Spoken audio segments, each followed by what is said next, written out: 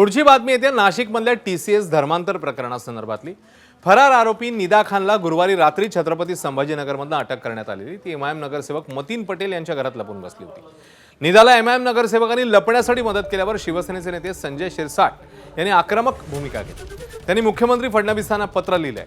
MIMचे नेते इम्तियाज जलील आणि मतीन पटेल यांच्यासह संबंधित सर्वांचीच SIT मार्फत चौकशी व्हावी अशी मागणी शिरसाट यांनी पत्रातनं केली आहे। सोबतच संबंधितांवर कठोर कारवाई व्हावी अशीही मागणी करण्यात आली।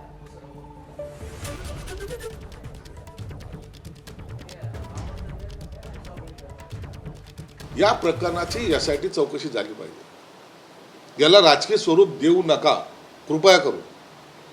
हा जो प्रकार आहे हा अत्यंत गंभीरपणे घेण्याचा प्रकार आहे। मी मागेही सांगितलं, कालही बोललो, हे धर्मांतर करणं एक, लव जिहाद करणं दोन आणि ड्रग्सचा व्यापार करून इतर समाजातील लोकांना बिघडवण्याचं किंवा त्यांना नशेखोर बनवण्याचं काम तीन, अशा तिन्ही स्टेजवर ही यंत्रणा काम करते। निदा खान मुंब्र्याला का गेली होती?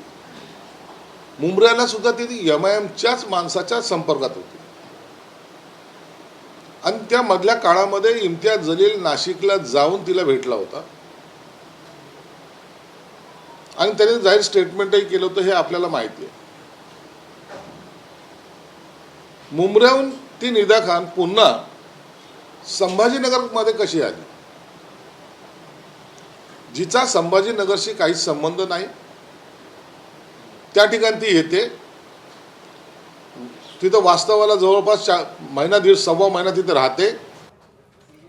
दरम्यान निदा खानच्या अटकेनंतर MIMचे प्रमुख नेते असदुद्दीन ओवैसींनी निदाची पाठराखण केली आहे। निदावर करण्यात आलेले सगळे आरोप चुकीचे आहेत, तिला कोर्टामध्ये नक्की न्याय मिळेल असा विश्वास ओवैसींनी व्यक्त केला।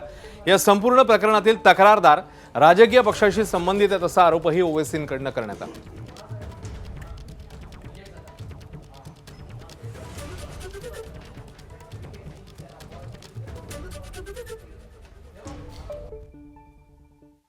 हमको पूरा यकीन है कि अदालत इंसाफ करेगा इंशाअल्लाह, और ये इस बच्ची को बेकसूर करार देगा।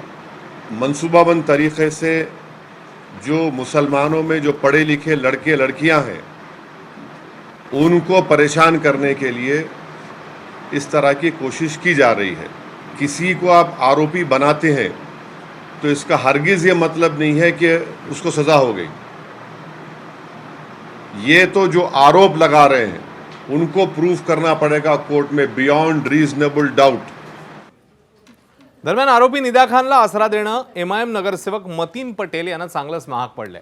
मतीन पटेल यांच्यावर आधी गुन्हा दाखल झालेला, त्यांना आता मतीन पटेल यांना छत्रपती संभाजीनगर महापालिकेने दणका दिलाय। त्यांच्या घरावर आता बुलडोझर चालणार आहे। ज्या घरात निदा लपली होती ते बेकायदेशीर अतिक्रमण करून बांधलेलं आहे, त्या घरावर महापालिकेने नोटीस चिकटवली आहे। 3 दिवसात याबद्दल स्पष्टीकरण न दिल्यास घर पाडण्यात येईल असा इशारा दिलाय। सोबतच त्यांचं नारेगाव परिसरातलं दुसरं राहतं घर आणि त्यांच्या ऑफिसलाही अतिक्रमणाची नोटीस बजावण्यात आली आहे। त्यामुळे मतीन पटेल यांच्या विरोधात आता महापालिका आक्रमक होताना पाहायला मिळते।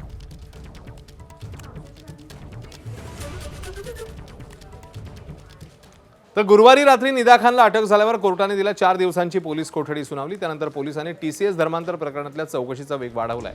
पोलिसांनी आज निदाची कुटुंबासोबत चौकशी केली आहे। चौकशीसाठी निदा खानचे आई वडील, भाऊ आणि मावशी पोलिसांसमोर हजर होते। या चौकशीत निदा आणि तिच्या कुटुंबाला समोरासमोर बसवून पोलिसांनी काही प्रश्न विचारले आहेत आणि चौकशी केली आहे।